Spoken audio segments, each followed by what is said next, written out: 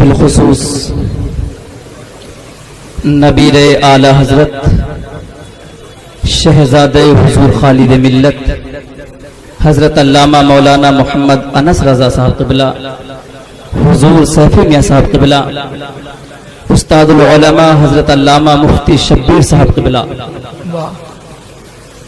Principal Darul Uloom مظہر اسلام حضرت علامہ مولانا مفتی محمد صغیر صاحب قبلہ، خطیب الہند حضرت علامہ مولانا محمد تبریز عالم صاحب قبلہ، نائب شیخ الحدیث حضرت علامہ مولانا مفتی محمد شکیل اور اساتذہ کرام مظہر اسلام، السلام علیکم ورحمۃ اللہ وبرکاتہ۔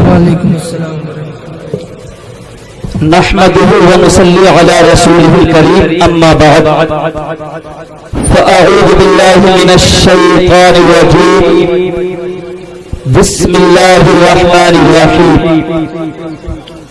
يا ايها الذين امنوا اتقوا الله وكونوا مع الصادقين، صدق اللہ العظیم۔ ایک مرتبہ بآواز بلند شریف صلی اللہ تعالی علی النبی الامی وعلی آلہ، صلاۃ و سلام علیک یا رسول اللہ، صلاۃ و سلام علیک یا حبیب اللہ۔ ایک شاعر کہتا ہے کہ شوکت شاہی نہ تاج خسروی لے جائے گا،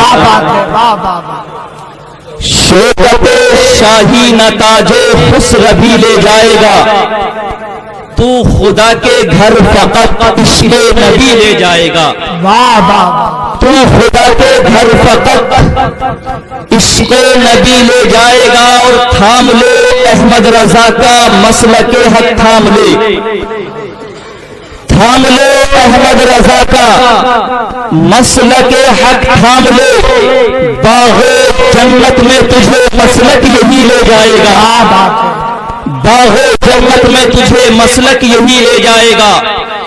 اور آ رہی ہے مفتی اعظم کی تربت سے صدا، آ رہی ہے خالد ملت کی تربت سے صدا، اب تمہیں منزل کی جانب ازہری لے جائے گا، اب تمہیں منزل کی جانب ازہری لے جائے گا۔ اور جس کے سینے میں جلے گا علم قرآن کا چراغ، ارے باپ ماں کو خلد میں بیٹا وہی لے جائے گا، باپ ماں کو خلد میں بیٹا وہی لے جائے گا۔ عرص پاک کی اس تقریب میں ہم اور آپ حاضر ہیں۔ اولیاء کرام کے عرص جگہ جگہ ہوتے رہے ہیں، لوگ اپنی اپنی عقیدتوں کے نذرانے پیش کرتے ہیں، محبتوں کا خراج پیش کرتے ہیں۔ یہ اولیاء کرام اللہ نے ان کو دی ہے کیا شان، اللہ رب العالمین نے انسان کو طرح طرح کی طاقتوں سے نوازا، اللہ رب العالمین نے انسان کو جسمانی طاقت سے بھی نوازا، اللہ رب العالمین انسان کو مال کی طاقت بھی دیتا ہے، اقتدار کی طاقت بھی دیتا ہے، حکومت کی طاقتیں بھی دیتا ہے، لیکن میں آپ کو بتاؤں انسان اپنے مال کے ذریعے بڑے بڑے کارنامے انجام دیتا ہے، مگر ایک موڑ ایسا آ جاتا ہے کہ انسان کی مال کی طاقت ناکام ہوتی ہوئی نظر آتی ہے، انسان کی حکومت کی طاقت ناکام ہوتی ہوئی نظر آتی ہے۔ آپ نے دیکھا ہوگا جب دنیا کے بڑے بڑے مالداروں کے بیٹے بیماری کا نشانہ بنتے ہیں، بڑے بڑے ہاسپٹلوں میں علاج کرایا جاتا ہے، روپیہ پانی کی طرح بہایا جاتا ہے، مگر بچہ دم توڑ جاتا ہے، مال کی طاقت ناکام ہوتی ہوئی نظر آتی ہے، حکومت کی طاقت ناکام ہوتی ہوئی نظر آتی ہے، اقتدار کی طاقت ناکام ہوتی ہوئی نظر آتی ہے۔ انسان کی یہ مادی طاقتیں جہاں اپنا سر جھکا دیتی ہیں، وہاں اگر کام آتی ہے تو ولیوں کی کرم کیا بات ہے،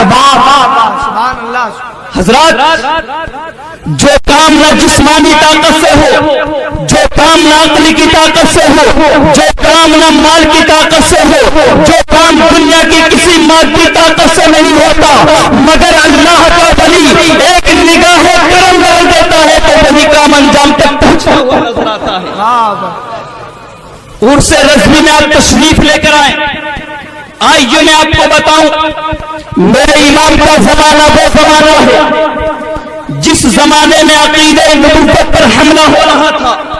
کوئی تقویت الایمان لکھ کر تقویت الایمان کا سبب بن رہا تھا, کوئی حفظ الایمان لکھ کر خبط الایمان کی دلیل پیش کر رہا تھا. کہنے کو تو وہ حکیم الامت کہلا رہے تھے مگر لعین الامت کے فرائض انجام دے رہے تھے. کہنے کو تو وہ قاسم العلوم والادراک کہلا رہے تھے مگر فکر و نظر کا جنازہ نکال رہے تھے. کہیں سے یہ طوفان اٹھا کہ معاذ اللہ محمد الرسول اللہ کو آخری نبی ماننا ضروری نہیں. کہیں سے یہ طوفان اٹھا کہ پیغمبر اسلام کے مقابلے میں جانور اور چوپائے کے علم بھی ثابت کیا جا سکتا ہے.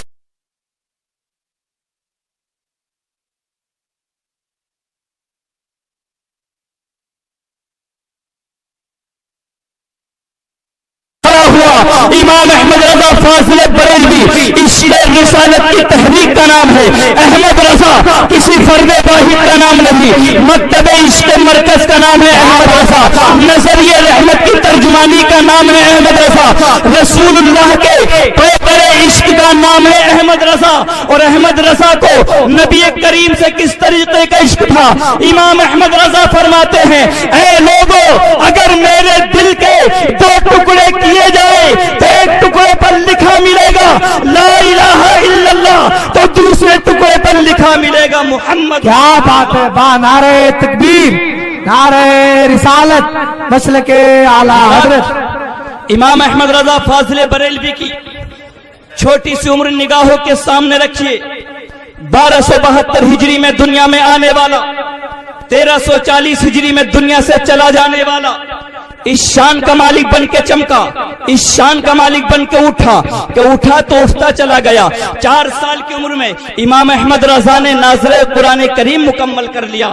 6 سال کی عمر میں امام احمد رضا نے تقریر فرمائی. 8 سال کی عمر میں امام احمد رضا نے ایک کتاب لکھ دی. 10 سال کی عمر میں امام احمد رضا نے عالمیت کی ڈگری حاصل کی.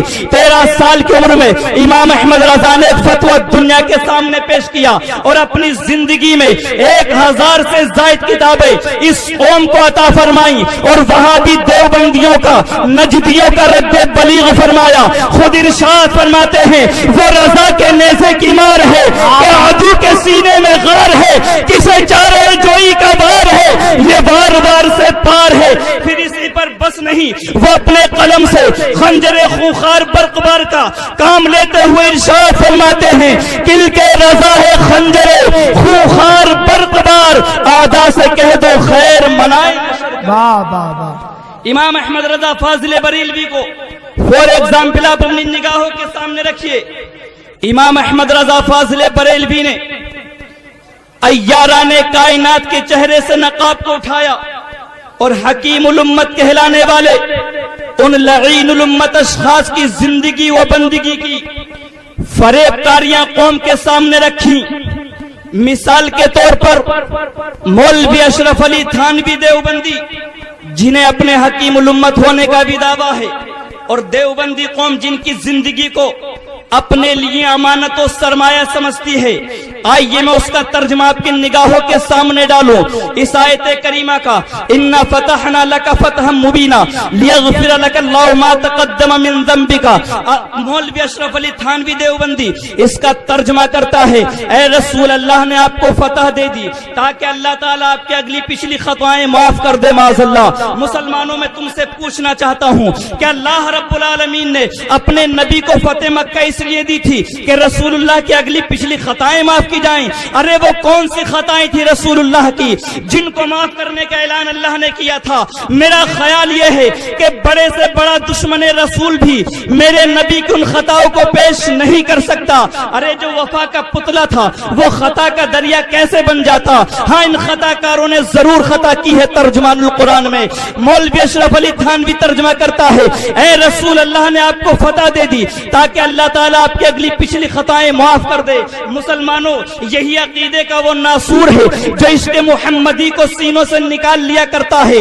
جب عقیدے کے اس ناسور کے ذریعے اس قوم کی زندگی کو تباہی کی طرف لے کے جایا جا رہا تھا تو ایسے لعینوں کے مقابلے میں حیدر کرار کی ذوالفقار بن کر امام احمد رضا کھڑے ہوئے اور کہا اے مسلمانوں بہکنا مت، مجدد اسلام موجود ہے۔ امام احمد رضا ترجمہ کرتے ہیں اے رسول، اللہ نے آپ کو فتح دے دی تاکہ اللہ تعالیٰ آپ کے صدقے میں آپ کی امت کی اگلی پچھلی خطائیں معاف۔ حضرات غدار مصطفیٰ کا بھی ترجمہ دیکھو اور وفادار مصطفیٰ کا بھی ترجمہ دیکھو۔ اے اہل سنت سن، کان کھول کے سن لے، احمد رضا تیری ضرورتوں کا نام ہے، احمد رضا دین کی امنگوں کا نام ہے، احمد رضا اسلامی لشکر کو سپہ سالار کا نام ہے۔